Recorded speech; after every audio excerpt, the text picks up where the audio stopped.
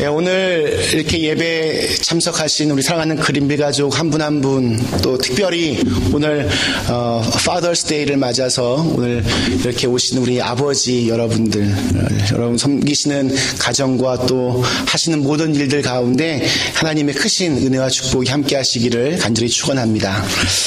우리는 지난주에 살펴본 그 사랑의 영원함과 또 완전함에 이어서 계속 사랑하면 언젠가는 열매를 볼 것입니다 라는 제목으로 사랑의 성숙함에 대해서 함께 같이 은혜를 나누려고 합니다.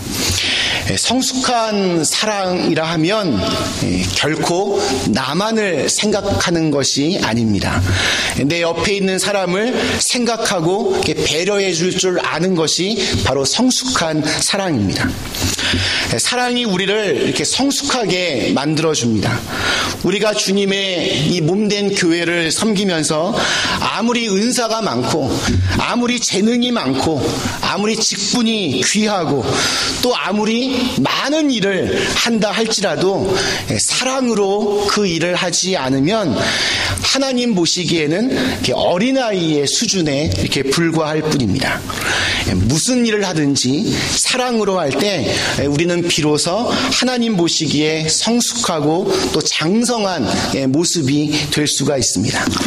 그러므로 우리는 어떤 일을 할 때 무슨 일을 하든지 과연 사랑으로 내가 지금 이 일을 하고 있는가를 늘 이렇게 점검해 볼 필요가 있습니다. 어떤 여자 집사님이 집에서 하나님께 간절히 기도하고 있었습니다.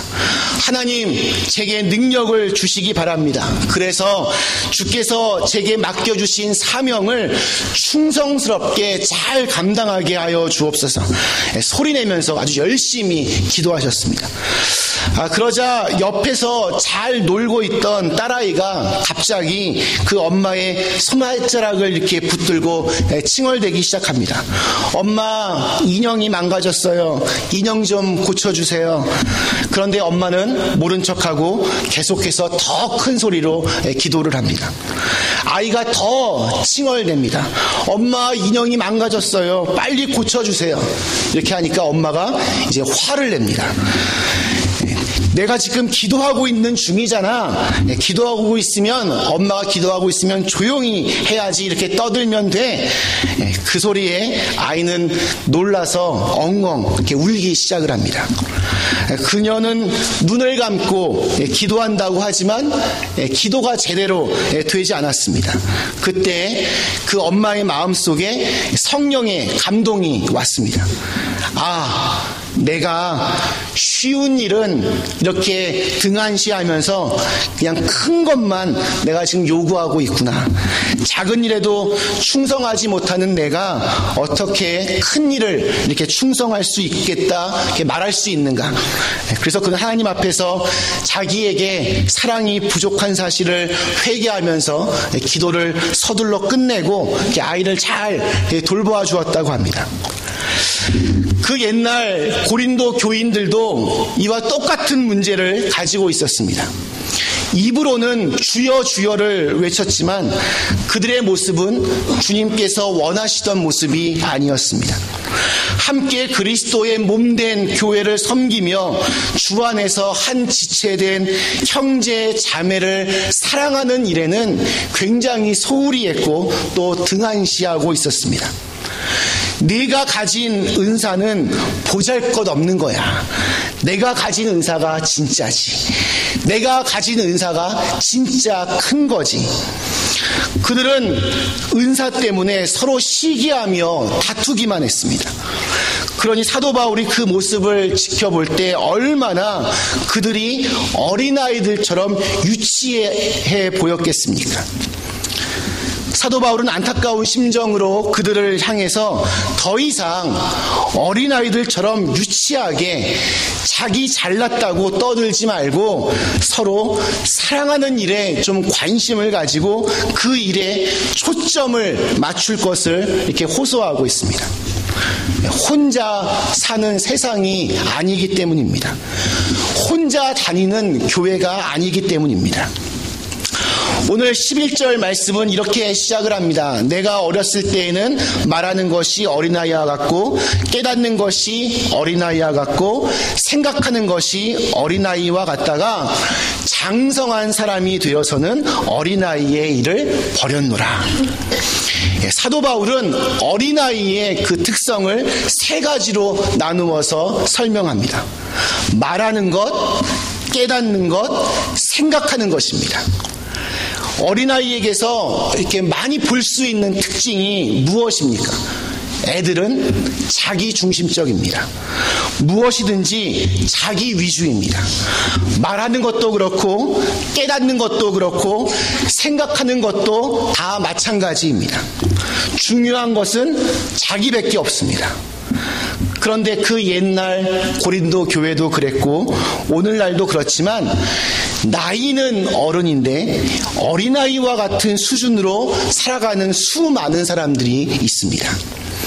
자기의 말은 사람들이 무조건 들어야 하고 자기가 깨달은 것이 세상의 진리이고 자기가 생각하는 것이 언제나 옳다라고 다른 사람에게 강요합니다.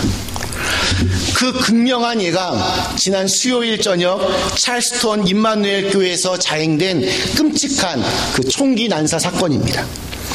딜런 루프라고 하는 21살의 백인 청년이 그 교회 담임 목사님을 비롯하여 성경 공부에 참여하던 9명을 총으로 죽였습니다.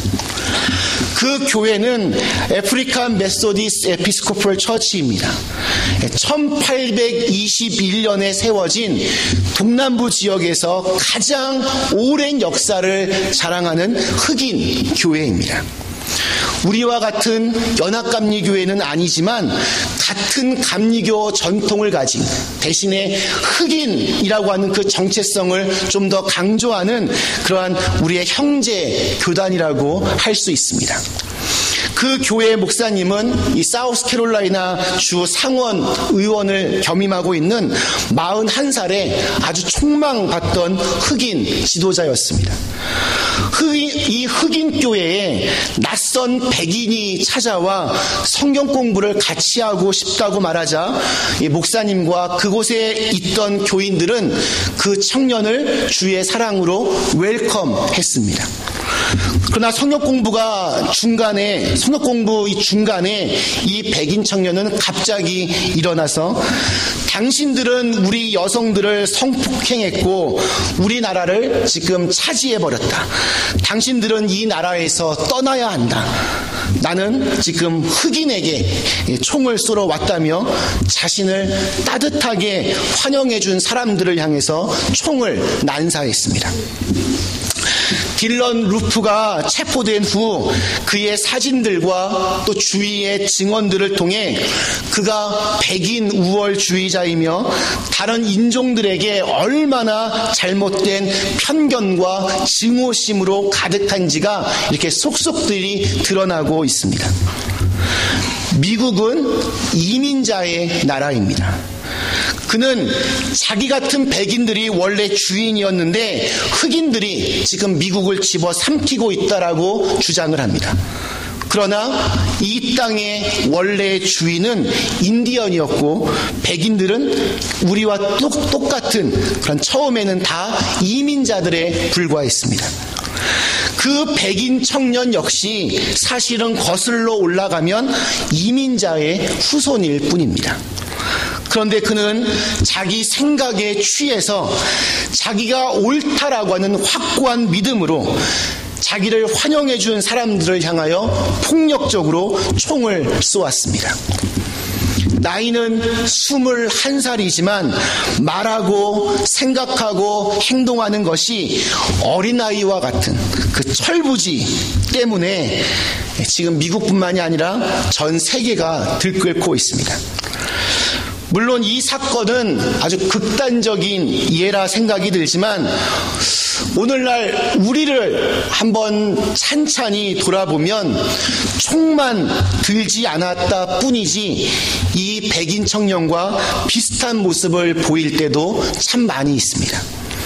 이 딜런 루프는 마약에 취했지만 우리의 경우에는 내 생각이 옳다는 신념에 취해 내가 더 잘나고 뛰어나다라고 하는 근거 없는 자신감에 취해 내가 아는 지식이 전부이고 내가 마음먹은 대로 모든 것이 다 진행되어야 한다는 자존심에 취해 때때로 비록 총은 아니지만 우리의 말과 행동이 총알이 되어 누군가의 마음을 갈기갈기 찢어 놓을 때가 있음을 고백하게 됩니다.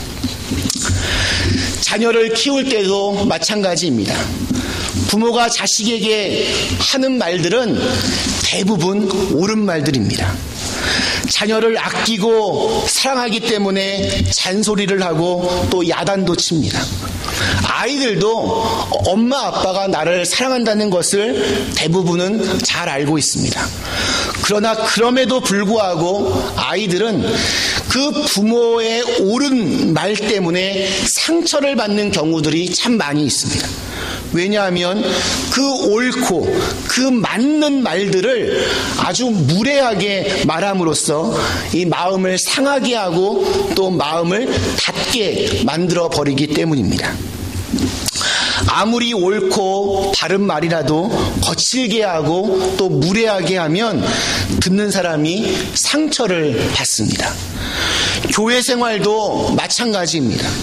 교회에서 아무리 가깝고 친한 사이라고 해도 예의를 갖추어 말을 해야 오랫동안 그 관계가 좋은 관계로 유지가 될 수 있습니다. 어린아이는 모든 것이 다 자기 위주입니다. 무엇이든지 나 위주로 생각하기 때문에 언제나 나만 옳습니다. 나만 잘났습니다. 그래서 그런 사람들이 함께 모이면 서로 다투고 싸우게 되는 것입니다. 고린도 교회가 그랬고 오늘날 수많은 교회들이 그 전철을 밟고 있습니다. 사랑하는 그림빌 가족 여러분, 어린아이와 어른을 구별하는 그 분기점이 무엇인 줄 아십니까? 바로 사랑입니다. 사랑이 있을 때 비로소 말하는 것, 깨닫는 것, 생각하는 것이 달라질 수 있습니다. 그전에는 무엇이든지 내 위주로만 하다가 사랑이 있을 때 비로소 다른 사람을 이해하고 배려할 줄 아는 마음이 생기게 됩니다. 가정에서도 교회에서도 다른 누군가를 그렇게 이해하고 배려하실 수 있기를 주님의 이름으로 축원합니다. 뒤를 이어 12절 말씀입니다. 우리가 지금은 거울로 보는 것 같이 희미하나 그때에는 얼굴과 얼굴을 대하여 볼 것이요 지금은 내가 부분적으로 아나 그때에는 주께서 나를 아신 것 같이 내가 온전히 알리라. 당시 이 고린도 지역은 거울을 만드는 아주 유명한 지역 중에 하나였습니다. 거울을 많이 생산해냈습니다. 그런데 그 당시에 거울을 만드는 방법은 지금과는 달랐습니다. 요즘은 유리의 그 뒷면에 수은을 발라서 거울을 만듭니다. 그러나 그때는 그런 기술이 없었습니다. 그냥 좀 이렇게 윤택이 날 만한 것이 있으면 좀 이렇게 금속 같은 거 몇 개 이렇게 모아서 반질반질하게 이렇게 문질러서 광을 내어 거울을 만들었습니다. 그러니까 거울을 보는 게 희미하게 보일 뿐입니다. 요즘 거울처럼 이렇게 또렷하게 보이지를 않았습니다. 사도 바울은 거울로 보는 특징을 오늘 두 가지로 12절에서 말씀하고 있습니다. 첫째, 희미합니다.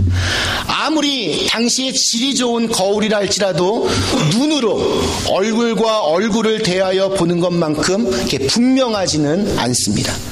그저 희미하게 보일 뿐입니다. 둘째, 한계가 있습니다. 그래서 사도 바울이 오늘 말씀에서 보면 부분적으로 안다라고 이렇게 말을 합니다. 거울로 보는 것은 부분적일 뿐입니다. 자동차 운전을 하다 보면 가끔 이런 일들이 있습니다. 분명히 백밀러를 통해서 뒤를 보았는데 뒤에 차가 없는 줄 알고 안심하고 차선을 바꾸려고 하는데 갑자기 옆에서 빵 이렇게 하는 소리를 듣고 놀라서 핸들을 이렇게 딱 잡으면 이렇게 보니까 옆에서 차가 이렇게 휘잉하고 달려가는 것을 경험해 보신 적이 있을 겁니다. 이른바 블라인드 스팟이라고 하는데 거울로 보는 것이 그렇게 한계가 있음을 잘 드러내 줍니다. 2010년에 학교를 졸업하고 플로리다로 내려가면서 우리 둘째 아들 서진이가 이렇게 잉태되었습니다. 처음에는 임신했는 줄도 몰랐다가 나중에야 알게 되었습니다. 그래서 중요한 검사 하나를 그만 못하게 되었습니다. 뱃속의 아기가 기형인지 아닌지를 검사하는 것이 있는데 그것을 못했습니다. 그 검사는 그 10달 중에 딱 한 번 할 수 있는데 그 시기를 놓쳐서 다시 할 수도 없었습니다. 몇 달의 시간이 흐른 후에 담당 의사가 초음파로 찍힌 아기의 모습이 좀 이상하다며 큰 병원에 가서 좀 그곳의 전문 의사를 이렇게 만나라고 했습니다. 약속을 잡고 의사와 만났습니다. 그 의사는 아기의 우리 그 뱃속 아기의 그 초음파 사진을 보여주면서 머리의 크기 또 이 어깨 손의 길이 등을 고려해 볼 때 아무래도 이 아기가 다운 증후군인 것 같다고 그렇게 말을 했습니다. 그러면서 확률적으로 그렇다는 것이지 정확한 것은 아니라고 했습니다.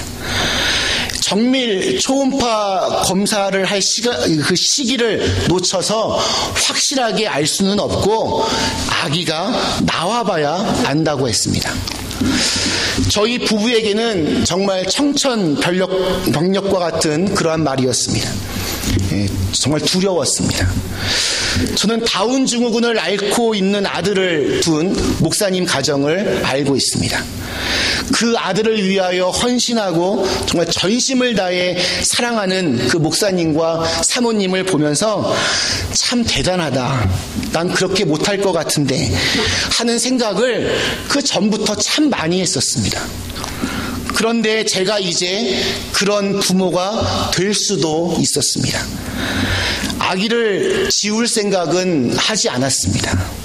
대신 그때부터 서진이가 나올 때까지 제 아내와 매일같이 기도했습니다. 기도에 가장 중요한 원칙이 있었습니다. 하나님께 정상적인 아기가 나오게 해달라는 기도는 하지 말자였습니다. 대신에 하나님, 우리 아기가 어떻게 나오더라도 어떤 모습으로 세상에 태어나더라도 그 아기를 진심으로 사랑할 수 있는 부모가 되게 해주세요. 정상적으로 태어났다며 가슴 졸이며 보냈던 그 시간들을 원망하지 않게 하시고 설령 다운 증후군을 안고 태어나더라도 그 아기를 부끄러워하거나 하나님을 원망하지 않게 해주세요. 그저 어떠한 경우에라도 자녀를 사랑하는 부모가 되게 해주세요. 그때 그 기다림의 시간은 쉽지 않았습니다. 엄마로서 또 아빠로서 목숨을 다하여 사랑하려는 각오와 또 다짐으로 보냈던 시간이었습니다. 그리고 몇 달 뒤 서진이가 태어났습니다. 그리고 그 아이는 지금 여러분이 잘 아시는 것처럼 지나치게 명랑하고 애교가 많은 어린이로 잘 크고 있습니다. 가끔 생각해 봅니다. 만약 서진이가 그 의사의 말대로 다운 증후군으로 태어났더라면 어땠을까? 장담할 수는 없겠지만 저와 제 아내에게 끝까지 사랑하려는 마음이 있는 한 힘은 좀 들었겠지만 아이를 아이로서 있는 그대로 사랑하며 크게 불행하다는 생각은 하지 않았을 것 같습니다. 왜냐하면 그렇게 희미하고 부분적으로 알던 그 시간 동안 하나님이 주신 훈련을 나름대로 잘 소화해냈다라고 생각하기 때문입니다. 정상으로 태어났든 다운증후군으로 태어났든 하나님이 우리 가정에 주신 선물로 여기며 사랑할 각오가 그때 있었습니다. 사랑하는 그린빌 가족 여러분, 사랑하면 두려움이 사라집니다. 사랑하면 새로운 힘이 생깁니다. 사랑하면 눈에 보이는 어떤 것으로 내 마음을 흔들리지 않게 합니다. 사랑하면 끝까지 계속 사랑하면 언젠가는 사랑의 열매가 맺힐 것입니다. 말씀 마치겠습니다. 사랑하는 그린빌 가족 여러분, 교회 안에는 참 많은 사람들이 모여 있습니다. 저마다 살아온 배경이 다르고 문화가 다르고 사는 형편이 다릅니다. 그렇기 때문에 내가 생각하는 대로, 내가 원하는 대로 저 사람이 움직여 주기를 바라는 것은 우리가 기대하지 말아야 됩니다. 그런 것을 기대하면 내가 상처를 받거나 아니면 내가 상처를 주거나 둘 중에 하나입니다. 가정에서도 마찬가지고 사회에서의 인간관계도 마찬가지입니다. 우리가 할 일은 그저 사랑하는 것뿐입니다. 그러할 때 우리 가정과 교회는 평안한 가운데 든든히 서게 될 것입니다. 사랑의 열매를 아름답게 맺게 될 것입니다. 계속 사랑하면 언젠가는 열매를 보게 될 것입니다. 지금은 모든 것이 희미해 보이고 부분적으로밖에 보이지 않지만 언젠가 때가 되면 지금의 현실을 뛰어넘을 수 있는 하나님의 은혜를 경험하게 될 줄로 믿습니다. 모든 것이 합력하여 선을 이루어 가시는 하나님의 사랑을 경험하게 될 것입니다. 그러한 은혜가 저와 여러분에게 또한 우리의 가정과 교회 위에 함께하기를 주님의 이름으로 간절히 축원합니다. 함께 같이 이 시간 기도하시겠습니다.